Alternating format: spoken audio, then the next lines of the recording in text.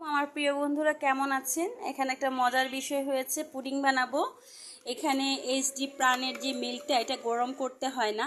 এখন এখান থেকে অর্ধেক নিয়েছি আর মিল্ক অর্ধেক নিয়েছি, আর এখানে আছে ঘি, কর্নফ্লাওয়ার, আর এখানে আছে চিনি, আর এখানে আছে 4টা ডিম। এখন আমি পুডিং বানাবো, তাই আপনাদের সাথে শেয়ার করলাম। এখানে সামান্য ঘি লাগবে, কর্নফ্লাওয়ার লাগবে, ভ্যানিলা এসেন্স লাগবে, ডিম লাগবে, আধা কেজি মিল্ক লাগবে, চিনি লাগবে, আর আমি ক্যারামেল করে নিয়েছি বন্ধুরা।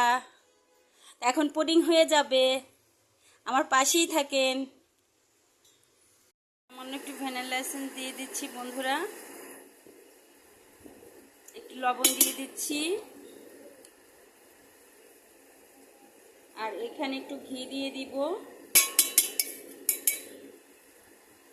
এতে চিনি দিয়ে দিব, দিয়ে আমি মিশ্রণটা ভালো করে ফেটিয়ে নিব। তারপর ডিম দুধ মিক্সড করব। তারপরে আমি একটু কর্নফ্লাওয়ার একটু দুধের মধ্যে 1 চামচের মতন দিয়ে দিব, পুডিংটা যেন শক্ত হয়। তারপরে আমি এই ক্যারামেলের বাটিতে ঢেলে দিব, দিয়ে আমি রাইস কুকারে পুডিংটা রান্না করে নিব 40 মিনিট বা 50 মিনিট।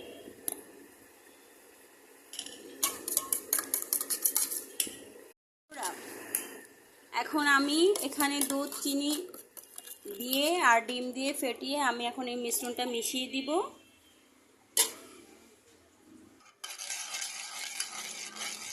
এখন এই মিশ্রণটা আমি সম্পূর্ণ মিশিয়ে ফেলেছি, আর কর্নফ্লাওয়ার না দিলে একদমই এটা শক্ত হবে না, থেলথেলে হয়ে যাবে। এখন আমি এই মিশ্রণটা আমি ঢেলে দিচ্ছি ক্যারামেল বাটিতে, দিয়ে আমি 30 মিনিটের জন্য বা 40 মিনিটের জন্য এটা আমি রাইস কুকারে দিয়ে দিব। বন্ধুরা, আমার হয়ে গেল আধা কেজি দুধের সাথে 4টা ডিমের সাথে আমি সব উপকরণ দিয়ে কিভাবে পুডিংটা বানাতে হয় সেটা আপনাদের সাথে শেয়ার করলাম। লাস্ট ফিনিশিং দেখা পর্যন্ত আমার পাশেই থাকবেন।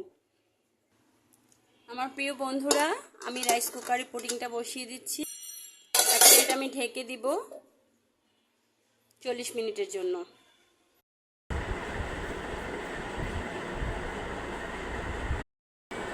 প্রিয় বন্ধুরা,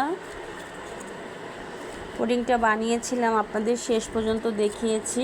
এখন এটা ঢেলে নিব। পুডিংটা ঢেলে নিলাম, যেটা রেসিপি আপনাদেরকে দেখিয়েছিলাম সেই পুডিংটা ঢেলে নিলাম। আজকে একটু ভাজা ভাজা একটু বেশি হয়ে গিয়েছে।